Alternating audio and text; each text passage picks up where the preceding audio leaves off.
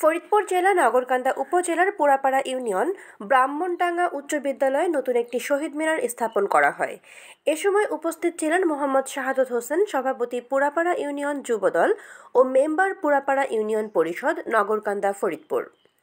উক্ত শহীদ মিনার শুভ উদ্বোধন করেন ব্রাহ্মণডাঙ্গা উচ্চ বিদ্যালয়ের প্রধান শিক্ষক জনাব মোহাম্মদ বদরুজ্জামান মিলু ও অন্যান্য শিক্ষক মণ্ডলী উপস্থিত ছিলেন।